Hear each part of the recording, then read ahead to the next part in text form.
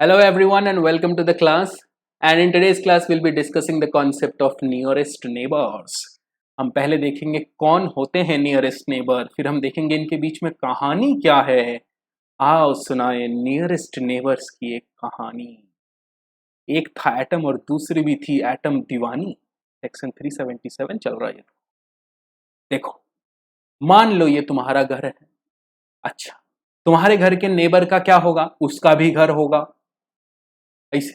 अच्छा, उसके पड़ोस में भी घरे होंगे, ऐसे ऐसे ऐसे घरे होंगे। ठीक है, अच्छा ठीक है, ऐसे घरे हो गए। तो तुमको अगर कोई पूछे कि तुम्हारा नियरेस्ट नेबर कौन है, तो तुम बोलोगे हमारा नियरेस्ट नेबर या हमारा पड़ोसी, और पड़ोसी के घर का लड़का या लड़की है, उसको हम बहुत पसंद करते। अच्छा ठीक, उपसीज। और उसके बाद ये भी पड़ोसी है, ये भी पड़ोसी है। डिफरेंशिएट कैसे करेंगे? हम बोलेंगे this is our first nearest neighbour. मतलब घर से सबसे क्लोज प्रॉक्सिमिटी में जिसका घर है उसको कहेंगे फर्स्ट नियरेस्ट नेबर। अच्छा, दूसरे वाले को बोलेंगे this is the second nearest neighbour, तीसरे वाले को बोलेंगे थर्ड नियरेस्ट नेबर, चौथे वाले को बोलेंगे तू है फोर्थ नियरेस्ट नेबर, फिफ्थ वाले को बोलेंगे भाड़ में जा तो उसको भी देख ही लेंगे। चलो आज क्लास में फिफ्थ नियरेस्ट नेबर भी देख लेंगे। और हम ये भी देखेंगे कि हर बार जब सवाल में पूछा जाता है नियरेस्ट नेबर, सुनते ही सबके मन में थर्ड वाला ही क्यों आता है, सेकंड और फोर्थ क्यों नहीं आता? थर्ड इसमें क्या बड़ा दिक्कत है? ठीक है, ये भी हम देखेंगे काहे को थर्ड पूछा जाता है बार बार। अच्छा चलिए, अब दो चीजें हैं। सबसे पहले तो ये है कि डिस्टेंस कितना है दो नियरेस्ट नेबर के बीच। जैसे सॉलिड स्टेट में अगर आप एफसीसी की बात करें, तो हम अभी एफसीसी की बात करेंगे। उसमें कहां कहां एटम प्रेजेंट होता है? ये कॉर्नर्स में एटम होते हैं। कितने कॉर्नर्स हैं? 8 कॉर्नर्स हैं। साथ में कितने हैं और एटम्स? 6 है। कहां कहां प्रेजेंट है? फेस सेंटर्स में प्रेजेंट है। ठीक है, ये फेस सेंटर्स में। थोड़ा अच्छे से दिखाने के लिए हम बीच में इसे डंडा बना देते हैं, डॉटेड डॉटेड सा। इसे लगता है फेस सेंटर दिख रहा है आगे पीछे वाला। ठीक है, तो 8 + 6 14 एटम्स है मेरे पास। सही किया ना? 6 6 12 2 14।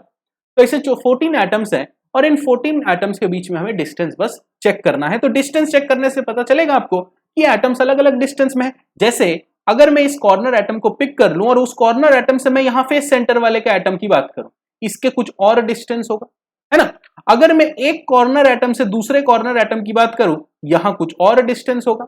अगर मैं एक कॉर्नर से दूसरे बॉडी डायगोनल कॉर्नर की बात करूं, बॉडी डायगोनल वाली कॉर्नर की, इसका कुछ डिस्टेंस और होगा। तो हमें देखना है कि डिस्टेंस क्या है।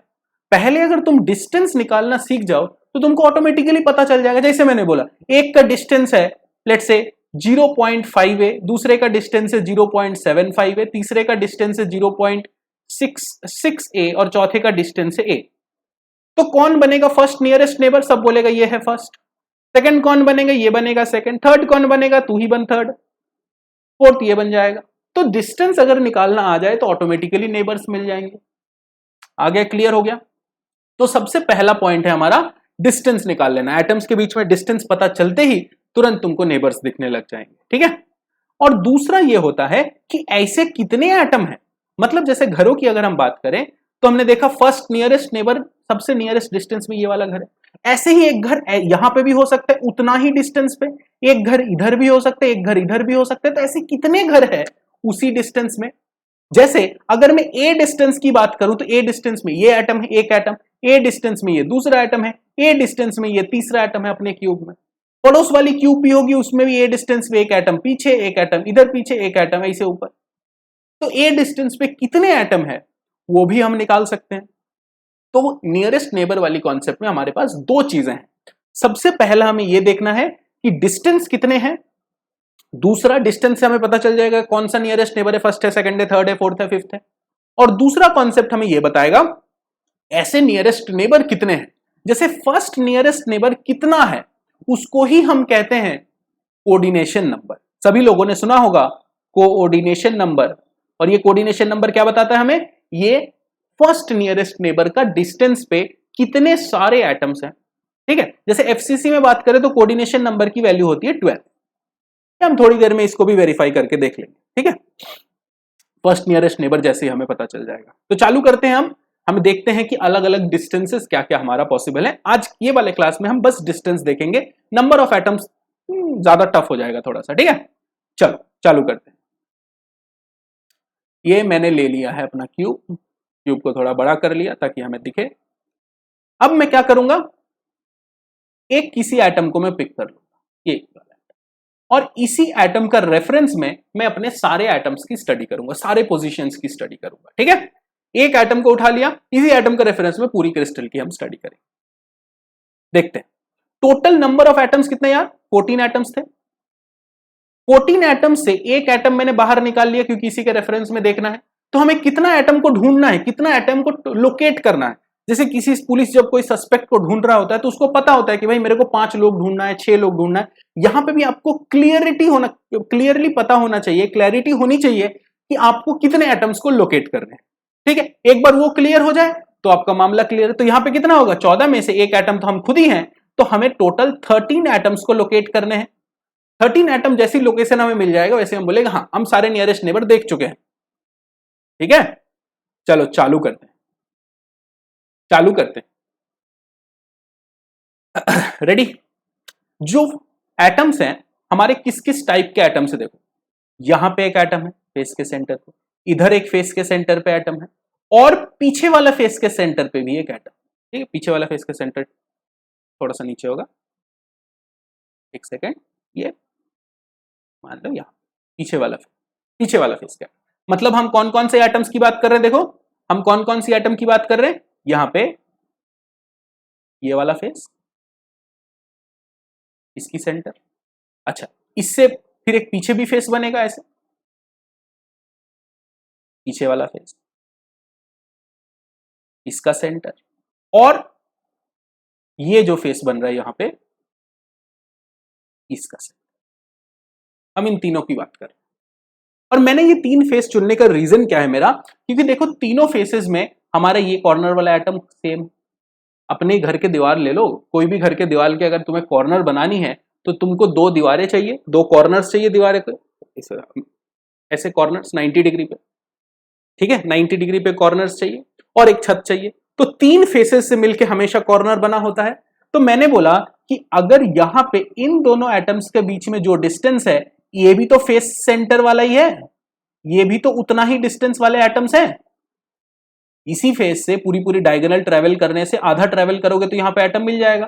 सिमिलरली इस फेस पे पूरा ट्रेवल ना करके आधा ट्रेवल करोगे तो ग्रीन वाली एटम मिल जाएगी। पीछे वाला फेस पे उतना ही डिस्टेंस ट्रेवल करोगे तो रेड वाली एटम मिल जाएगी। तो अभी हमें पता चला कि 3 ऐसे एटम्स हैं, ये जो ब्लू कलर में 3 एटम बने हुए हैं, ये 3 एटम्स कितने डिस्टेंस में एग्जिस्ट कर रहा है, a√2 जो कि पूरा डायगोनल की होती है, फेस डायगोनल की, डिवाइडेड बाय उसकी हाफ। फेस डायगोनल मतलब यहां से यहां तक का डिस्टेंस जो है इसका आधे पे।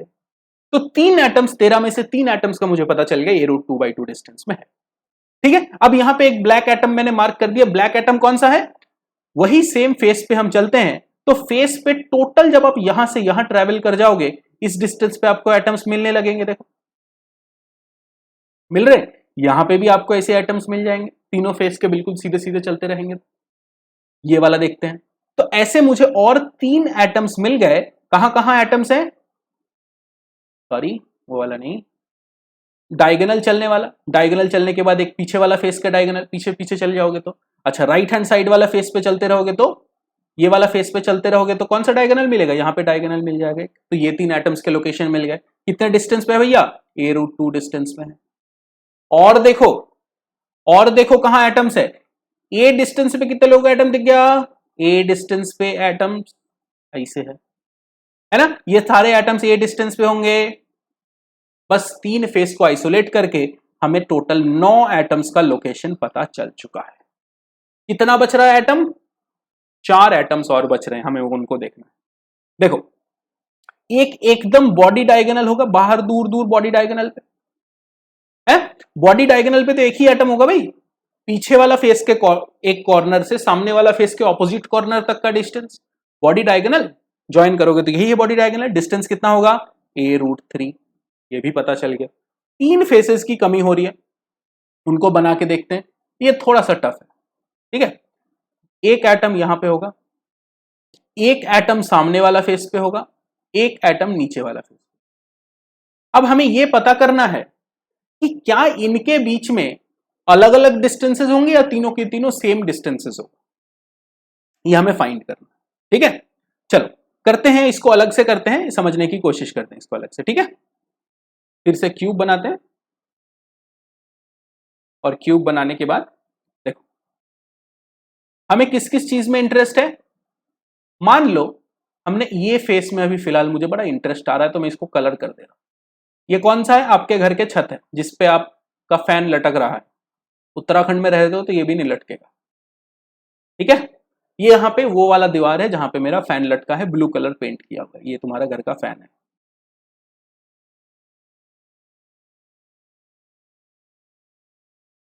ठीक है।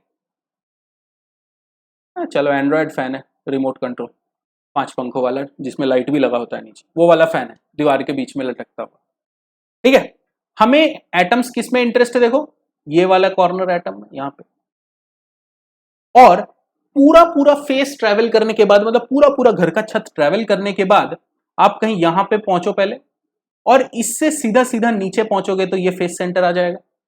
मतलब एक पूरी पूरी फेस, यहां देखो, एक पूरी पूरी फेस अब ट्रेवल करो, कैसे भी करके ट्रेवल करो, एक पूरी फेस ट्रेवल करो, और फेस ट्रेवल करने के बाद परपेंडिकुलर नीचे उतर जाओ। कहां से कहां ट्रेवल किया आपने? इस पॉइंट से लेके इस पॉइंट तक ट्रेवल किया। इन अ सिमिलर वे आप ऐसे भी तो आ सकते हो, क्योंकि ऊपर वाला फेस कैसा है? तो स्क्वायर है, और स्क्वायर में आपको पता है अगर मैं एक कॉर्नर से चालू करके यहां पहुंचता हूं चाहे यहां पहुंचता हूं, दोनों का डिस्टेंस सेम होगा, यही होगा ना। इधर ए डिस्टेंस ट्रेवल किए हो, यहाँ पे a/2 ट्रेवल किए हो, यहाँ पे ए डिस्टेंस ट्रेवल किए हो, यहाँ पे a/2 ट्रेवल किए हो, तो ओवरऑल इन दोनों का पाइथागोरस थ्योरम, वो जो भी थ्योरम आप लोगों को आता है उस थ्योरम से निकाल लेना, ये सेम डिस्टेंस पे होगा, ठीक है। तो मतलब इस फेस का जो डिस्टेंस है, ये वाला जो डिस्टेंस है, यही सेम डिस्टेंस मुझे देखो यहां पे भी मिलेगा, चाहे मैं यहां आ जाऊं, उधर ना जाके इधर आ जाऊं, और यहां आके फिर मैं नीचे ट्रेवल कर जाऊं सामने वाला फेस पाने के लिए। आया समझ में? सिमिलरली आप वो वाला फेस छोड़ो, आप ये वाला फेस ट्रेवल करो, पूरा एक फेस ट्रेवल करने के बाद आप कहीं यहां पहुंचो पहले, सेम है, स्क्वायर ही यही है, स्क्वायर ही है पूरा पूरा, तो यहां से ये वाला डिस्टेंस भी तो उतना ही होगा, यहां ट्रेवल करके नीचे वाला फेस तक पहुंच सकते हो। तो इसका मतलब यह है कि अभी जो मुझे 3 एटम्स मिले हैं वो तीनों एटम्स मेरे इक्वल डिस्टेंस पे है। अब एटम्स को थोड़ा मार्क कर देते हैं, ये हाईलाइटेड येलो वाला एटम है, देखो ये हाईलाइटेड येलो वाला एटम है। अच्छा, रेड वाला एटम सभी को क्लियरली देख रहा है, बॉडी डायगोनल वाला एटम है, ये बॉडी डायगोनल वाला एटम है, इसको बीडी लिख देते हैं। ए डिस्टेंस पे 3 एटम है, कौन कौन से? ये देखो, इनमें ए डिस्टेंस लिखना सही नहीं होगा, चलो बाद में इसको नियरेस्ट नेबर के टर्म्स में लिख देंगे, ठीक है। अब बाकी 3 तो आपको खुद ही दिख रहा होगा, है ना, a√2/2 फेस वाला, 3 वाला a√2 और बाकी 3 ए डिस्टेंस। हम अपने वाले पे चलते हैं। अब हमारा क्या दिक्कत है, यहां पे हमें डिस्टेंसेस नहीं पता है, तो हम किसी एक एटम को पिक कर लेंगे। Let's pick up this particular atom. इस पर्टिकुलर एटम से मुझे डिस्टेंस निकालना है हमारा कॉर्नर एटम का। इन दोनों के बीच में डिस्टेंस मुझे पता चलना चाहिए, इनमें बीच में कितना डिस्टेंस है, ठीक है। इसको निकालने के 2 तरीके। सबसे पहला तरीका यह है कि आप एक काम करो, इमेजिन करो कि आपका घर का लेफ्ट और राइट हैंड साइड वाला वॉल कौन कौन सा है। लेफ्ट और राइट हैंड साइड वाला आपका घर का वॉल कौन कौन सा है, इस डायग्राम से इमेजिन करो। Let's say this is your rooms right hand side, this is your rooms left hand side, right और लेफ्ट इमेजिन करो, ठीक है। ऊपर पंखा है, राइट दीवार लेफ्ट दीवार, हम एकदम ऊपर वाला दीवार जिसपे पंखा है उसी के एक कॉर्नर पे एटम रखे हुए हैं, जो आपके सामने वाला दीवार मान लो, आप इसमें बीच में बैठे हुए, ठीक है। अब हमें क्या करना है, राइट हैंड वाला वॉल से हमें ट्रेवल करना है to the left hand side वाला वॉल का सेंटर। फिर से ध्यान से सुनो, राइट वाला वॉल से हमें ट्रेवल करना है लेफ्ट वाला वॉल के सेंटर। राइट वाला दीवाल के कॉर्नर कोने से, राइट दीवाल के कोने से आपको ट्रेवल करना है लेफ्ट दीवाल के सेंटर तक। लेफ्ट दीवाल के सेंटर मतलब ये एज सेंटर तक, ठीक है, ये एज सेंटर तक आपको ट्रेवल करना है। अब वहां से आपको नीचे उतरना है स्ट्रेट, उससे नीचे उतरना है स्ट्रेट, अपने घर के तरफ दीवार की तरफ देखो, कॉर्नर से दीवार के सेंटर, वहां से हमको ट्रेवल करना है, सीधा सीधा नीचे उतरना है, बिल्कुल ऐसे सेंटर से ऐसे इक्वल डिस्टेंस रखते हुए सेंटर आराम से, जैसे सीधी सीधी नीचे उतर, जैसे बल्ब लगा होता है तो वहीं पे बीच में लगा होता है, यहीं पे कहीं बल्ब वगैरह लगा होता है। साथ में फैन को इमेजिन करना, मतलब फैन के थोड़ा साइड में होके चले जा रहे हो आप, यहाँ फैन है, फैन के थोड़ा साइड से होके चले जा रहे हो, हमें ये वाला डिस्टेंस निकाल। अच्छा कितने लोगों को दिख गया है ये 90 डिग्री है, दिख गया होगा। अरे भाई दीवार ही अगर दोनों 90 डिग्री पे है तो तुम कहीं भी ट्रेवल करके नीचे उतरो 90 डिग्री पे ही आओगे, कैसे भी ट्रेवल करके उतरो तो 90 डिग्री होगा ना। दो दीवार ऐसे है, तुमने यहां कॉर्नर से ट्रेवल किया इसके सेंटर पे, फिर आ रहे हो नीचे सीधा सीधा, फिर तो सीधा सीधा नीचे आ रहे हो, और ये दीवार ऐसे, तो हमको 90 डिग्री एंगल मिल गया। और 90 डिग्री एंगल मिलने के बाद झमेला आधा खत्म हो गया, ये डिस्टेंस को डी मान लो, ठीक है। अच्छा कितना डिस्टेंस उतर के आए हैं, a/2 डिस्टेंस उतर के आए हैं। अच्छा ये वाला डिस्टेंस कितना है इसमें हमें उतना नॉलेज नहीं है, तो इसको अभी x कह लेते हैं, ठीक है, बाद में x डिस्टेंस निकाल लेंगे। तो अभी मुझे पता चल गया है कि d² is equals to a/2 whole square plus x square, है ना। अच्छा x निकालना बड़ा आसान है, देखो ये वाला डिस्टेंस a है, ये वाला डिस्टेंस a/2 है, तो x निकालने में क्या दिक्कत है, x भी हाइपोटेन्यूज है, यहां बीच में 90 डिग्री एंगल है, तो x² is equals to a² plus a/2 whole square, और इसको अपने पुट कर दो, क्या बन जाएगा a/2 whole square plus a² plus a/2 whole square, so this is going to become a²/4 plus a²/4, वो हो जाएगा a²/2 प्लस a², तो ये हो जाएगा a² प्लस a²/2, 3a²/2, ये हो गया d²। तो d का वैल्यू कितना आ जाएगा, √3/2, ठीक है। इसको करने का एक दूसरा तरीका है, उसको एक बार फटाफट देख लो। ये वाला इजी है, आसानी से इमेजिन हो जाता है, दूसरे वाले में इमेजिन करने में 2 सेकंड टाइम ज्यादा लगेगा, पर क्वेश्चन एक बार आ गया तो फिर डायरेक्टली और फिर कोई दिक्कत नहीं होने वाला। देखो दूसरा तरीका हमारा ट्रैवल करने का क्या है, छोटा क्यों हो गया था तू,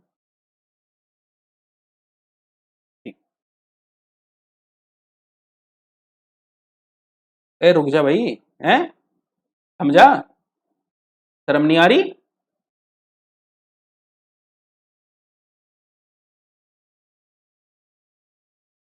क्या होगा वन वन वन, ठीक तो ये दूसरा तरीका नहीं बताएगा क्या बच्चों को, बढ़ जा हैं, बस हाँ बढ़िया हो गया, सुन लिया भाई मेरी बात, थैंक यू जी वन नोट जी, थैंक यू। देखो अब हमें क्या करना है, सेम चीज यहां से लेके यहां तक हमें आना है। पहले हमने क्या किया था, उसको डॉटेड लाइन से बनाते हैं, हम इधर इधर इधर इधर इधर इधर ऐसे नीचे ट्रेवल किए थे। अब एक सोचो, एक काम करो, यहां पे तुम्हारा अभी भी फैन लटक रहा है घर का, दीवार के सामने से तुम ट्रेवल कर रहे हो, ऐसे आओ ए डिस्टेंस पे, सीधा सीधा एक कॉर्नर से दूसरा ऑपोजिट कॉर्नर तक आओ, जैसे चिपकली नहीं चलती दीवार पकड़ पकड़ के, तो तुम भी चिपकली बन के, चिपकली मत बनना अच्छा नहीं लगेगा, ऐसे ऐसे करके इधर कॉर्नर तक आ जाओ। अच्छा कॉर्नर जब आ गए दीवार के, तो हमने क्या किया, यहां से लेके इधर तक ट्रेवल किया। अब मेरा ये वाला जो वॉल है इसमें हम ऐसे ऐसे ट्रेवल कर लेंगे, दूसरा तरीका, क्योंकि वॉल्स तो 90 डिग्री एंगल पे है ना, तो आप जैसे भी आओ 90 डिग्री ही आओगे, चाहे आप यहां तक आके नीचे आ रहे हो, चाहे आप उस कॉर्नर पे जाके, इमेजिनेशन ऐसे फोटो में अच्छे से हो सकता है ना दिखे, मुझे बहुत टाइम लगा था।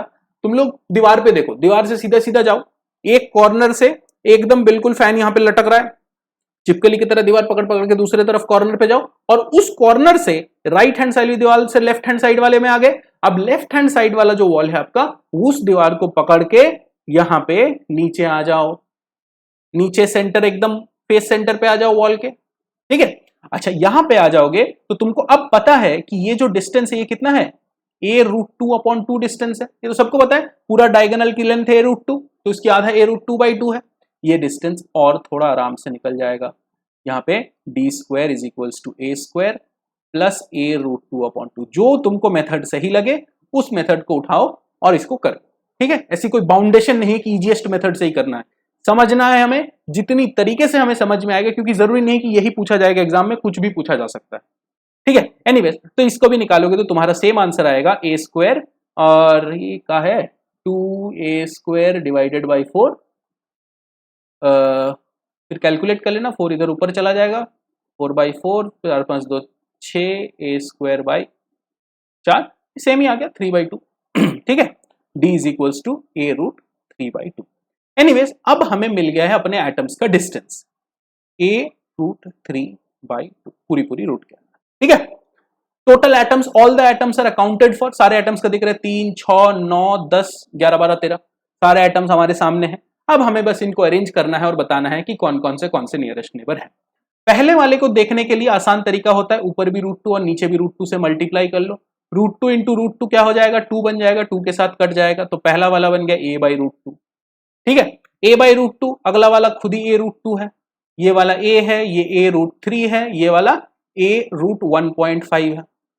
तो अगर फर्स्ट नियरेस्ट नेबर कोई पूछे तुमसे तो किसको डेजिग्नेट करोगे as first nearest neighbour? a/√2 को डेफिनेटली, यही फर्स्ट नियरेस्ट नेबर है, ये फर्स्ट नियरेस्ट नेबर है हमारे।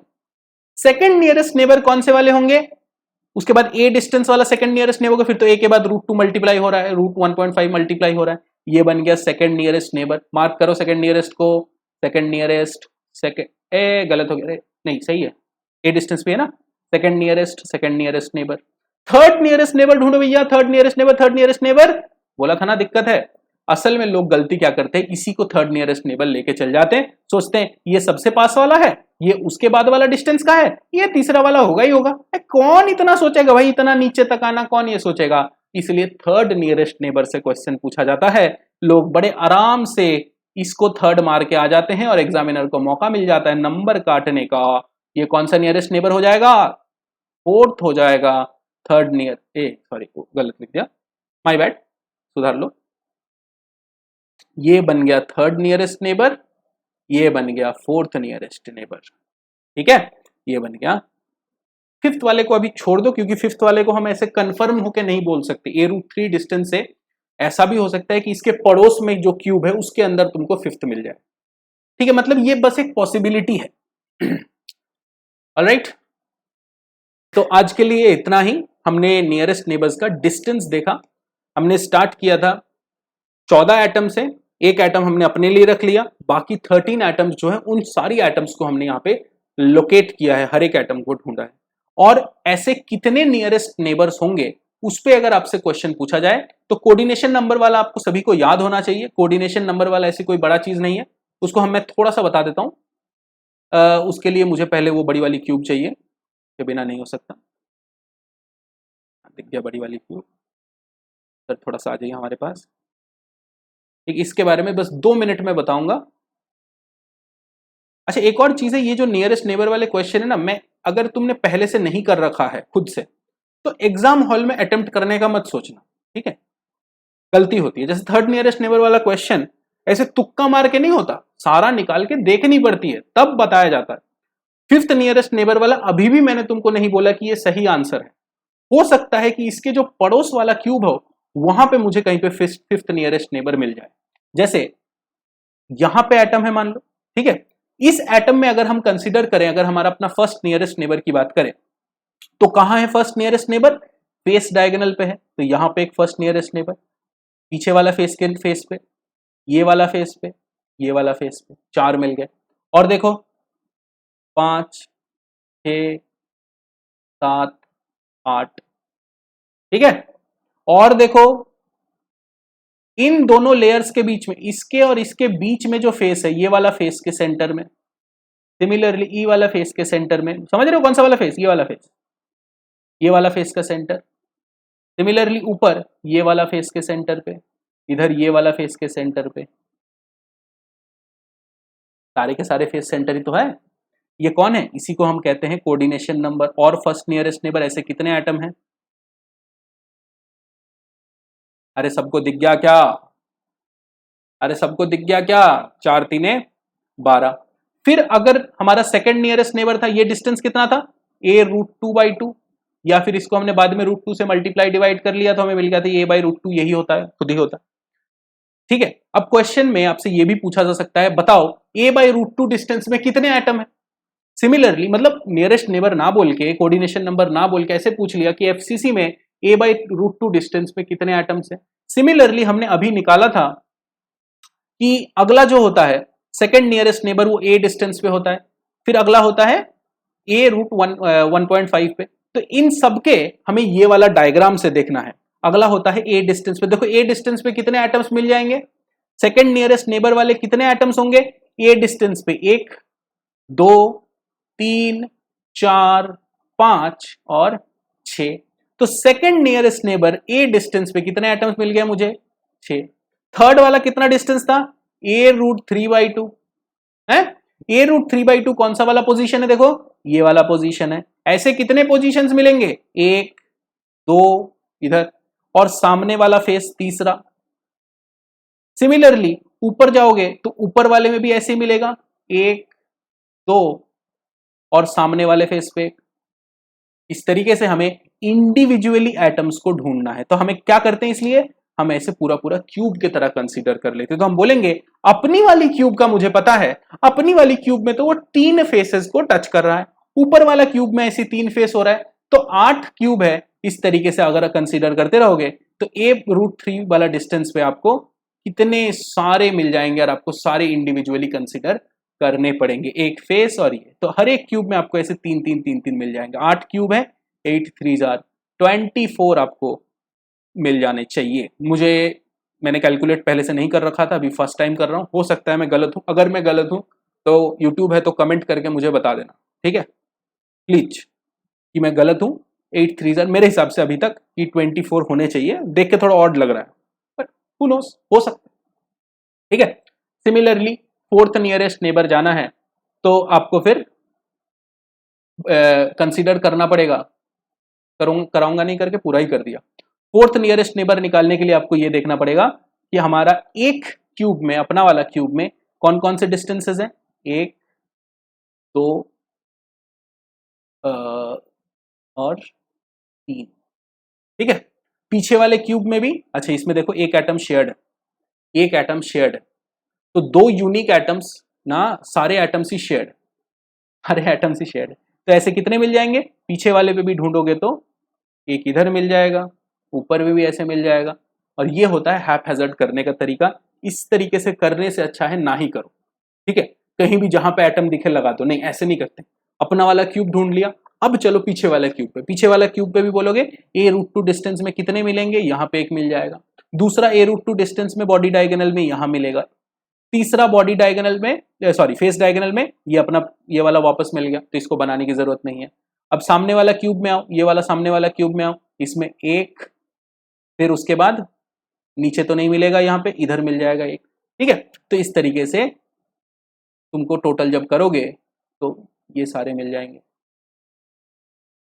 डायगोनल डिस्टेंस में। तो कितने हो गए, ऊपर 4 नीचे 4, सबसे नीचे 4, 4 3 12, ठीक है। अब फिफ्थ वाला मैं कंफर्म नहीं हूं कि फिफ्थ वही है, पर करके देख लेना। फिफ्थ के लिए क्या दिक्कत है कि पड़ोस वाला क्यूब में भी मिलने का चांस है, मतलब इसके बगल वाला जो क्यूब होगा इसमें भी एक एटम मिल सकता है, which is really really scary, इसलिए फिफ्थ से हम बात नहीं करेंगे। थैंक यू सो मच इस क्लास में आने के लिए। मैं आपको आंसर नहीं बताया हूं, मैं बस एक तरीका बताया हूं कि नियरेस्ट नेबर वाला कॉन्सेप्ट वाले क्वेश्चंस जो होते हैं ये करते कैसे हैं। करने के लिए घर में थोड़ा टाइम लगेगा, बैठो और देखो, ठीक है। ये बस एक एफसीसी अरेंजमेंट है, इसमें वॉइड्स में कोई भी एटम प्रेजेंट नहीं है, सारे के सारे वॉइड खाली है। अगर पसंद आ रही है वीडियो, समझ में आ रही है ऐसे वाले वीडियोस, मुझे लगा अगर जरूरत है तो वॉइड्स वाला, जब वॉइड्स में एटम डालने के बाद भी मैं बता दूंगा कि कहाँ कहाँ पे नेबर्स हैं, ठीक है। जैसे NaCl क्रिस्टल में कॉन्सेप्ट ऑफ नियरेस्ट नेबर एक बार समझा दूंगा। Thank you so much, bye bye, and अगले वाले पे मिलते हैं।